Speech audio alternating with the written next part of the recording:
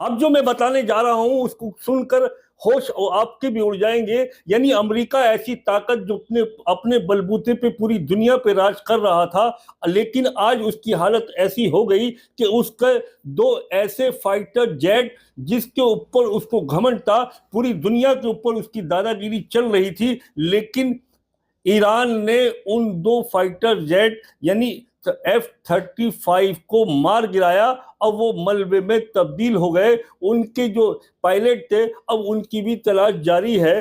सुना है कि अमेरिका ने एक पायलट को किसी तरह रेस्क्यू कर लिया है, लेकिन बाकी जो पायलट हैं वो ईरान की धरती पे ही मौजूद हैं। अगर ईरान ने उनको जिंदा हासिल कर लिया तो ये ईरान यानी इजराइल और अमेरिका के लिए बड़ी शर्मनाक बात होगी, जिसकी वजह से वाशिंगटन के अंदर और इजराइल के अंदर जबरदस्त घबराहट है।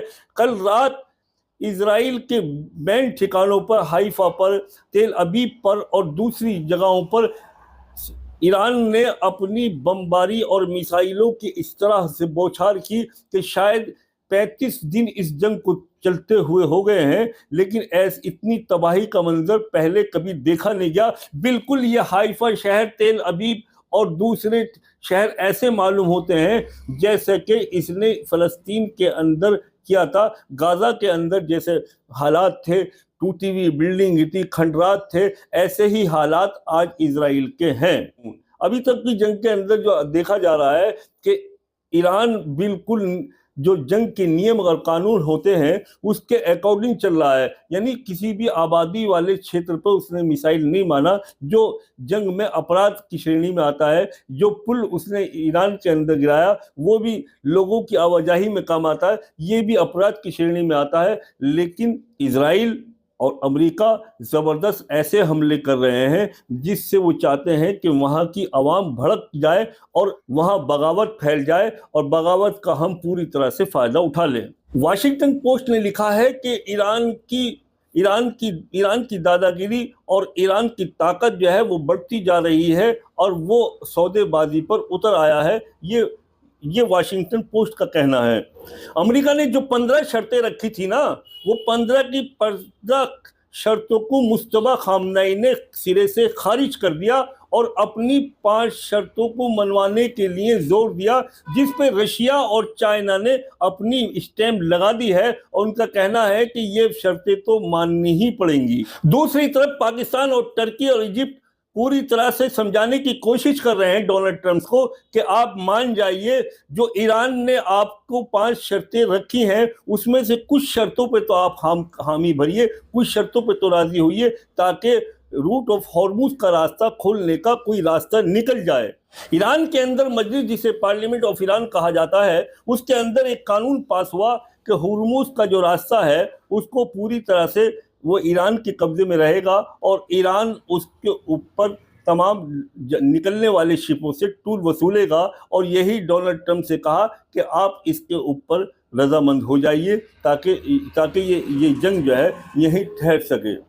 दोस्तों, ईरान के पास में हवाई ताकत न होने के बावजूद भी वो अमेरिका के ऊपर इतना क्यों भारी है कि वो F-15 जहाज़ों को गिरा देता है, F-16 को गिरा देता है, F-15 को गिरा देता है, जबकि अमेरिका के पास में दुनिया की सबसे ताकतवर फौज है। और इस बात को पूरी दुनिया तस्लीम भी करती है कि ईरान के पास यानी अमेरिका के पास जो फोर्स है उसका मुकाबला दुनिया की कोई ताकत कर ही नहीं सकती। लेकिन ईरान की 20 से 25 साल की अभ्यास ने, उनकी मशक्कत ने ये साबित कर दिया कि अब सुप्रीम पावर यानी अमेरिका, डोनाल्ड ट्रंप जैसी भी, या उसकी फौजें या उसकी कोई कमांडो, उनके सामने कोई हैसियत रखते ही नहीं हैं।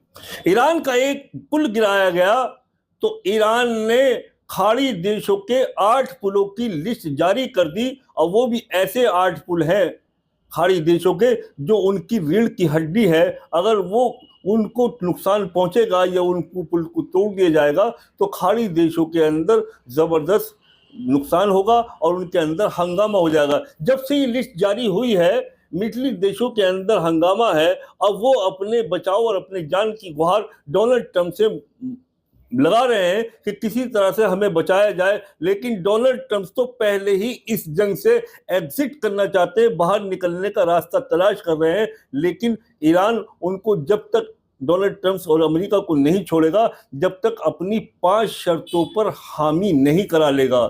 यही आज ईरान की ताकत है कि ईरान के पास में हर वो चीज़ें मौजूद हैं जो दुनिया के किसी और देशों पर मौजूद नहीं है। S-15 का बिल्कुल सटीक निशाना लगाकर उसको ज़मीन पर एक कबूतर की तरह गिरा लेना, ये कोई मामूली बात नहीं है। ये ईरान और ये इजराइल और अमेरिका के लिए एक काला दिवस के बराबर था।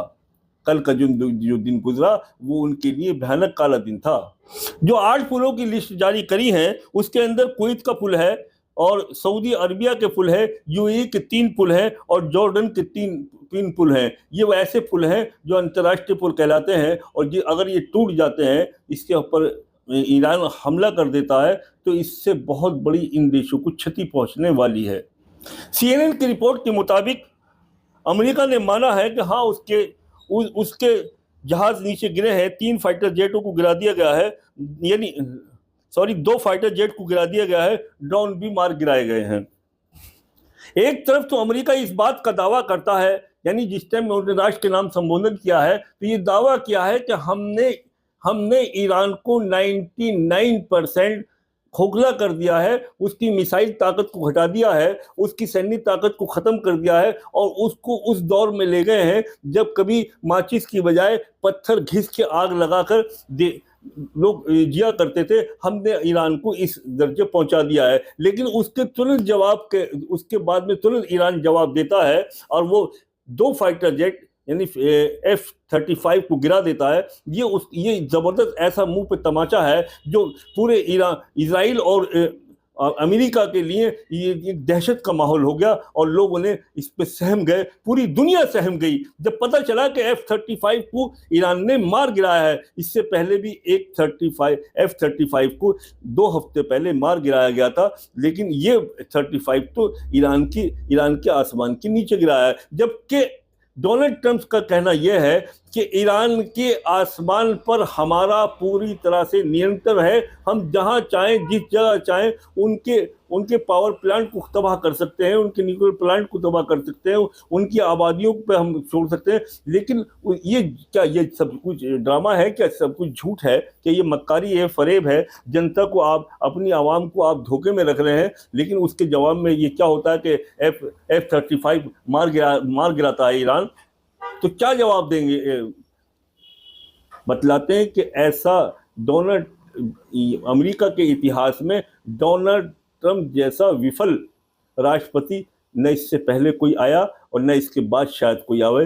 80 लाख जनता सड़क पे उतर के जिस राष्ट्रपति के खिलाफ नारेबाजी, नो किंग के नारे लगा रही हो, लेकिन वो आदमी हरदर्मी पे उतरा हुआ हो, जिसकी वजह से पूरी दुनिया के अंदर तबाही मच रही हो, जिसकी वजह से गरीब देशों के अंदर मासूम लोग भूख से मरने लगे हों, जहां ऊर्जा की कमी आ गई हो, जहां तेल के दाम आसमान छू गए हों, जहां LPG की कमी बेपनाह की आ गई हो, उन गरीब देशों का हाल क्या होगा ये डोनाल्ड ट्रंप को मालूम नहीं है।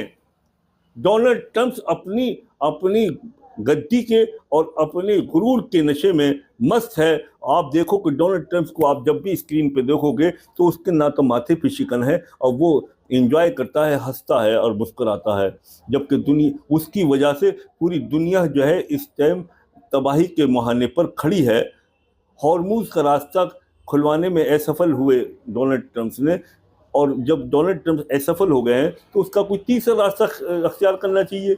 लेकिन इन लोगों की लड़ाई की वजह से पाकिस्तान हो, हिंदुस्तान हो, मलेशिया हो, बांग्लादेश हो, ये तमाम जितने भी छोटे छोटे देश हैं, चाहे श्रीलंका हो, ये तमाम जितने भी छोटे देश हैं दुनिया के, एशिया के अंदर, ये यहाँ इतनी तराही मची हुई है। 1 रुपए की चीज़ 4 रुपए की हो गई है। यानी ऊर्जा से तैयार होने वाली तमाम सामानों के ऊपर बेपनाह की 4 गुना 5 गुना रेट बढ़ गए हैं, जिसकी वजह से लोग बहुत ज़्यादा परेशान हैं। इंडस्ट्रीज बंद होने के ऊपर है, लोग जो सड़कों पर चल रहे हैं, यानी जो हाईवे पर ढाबे खुले रहते हैं, जो हाईवे हैं उनके पर ढाबे बंद होने की नौबत आ गई है। मुसाफिरों को भूखा मरने की नौबत आ गई है। लेकिन ये डोनाल्ड ट्रम्प हैं, ये मानते ही नहीं हैं। इनको पता ही नहीं है कि देश हमारे तुम्हारी हठधर्मी की वजह से लोग किस कदर परेशान हैं। अगर हॉर्मुज का रास्ता छोड़कर दुनिया किसी दूसरे रास्ते का विकल्प तैयार करती है तो उस जगह पर आदमी को बहुत ज़बरदस्त खर्चा डबल टिबल चौबल पड़ रहा है। तब ये इंडिया माल पहुंचेगा, एशिया में आएगा, जिसकी वजह से रेट जो है आसमान छू जा रहे हैं। लेकिन डोनाल्ड ट्रम्प की समझ में आता ही नहीं है।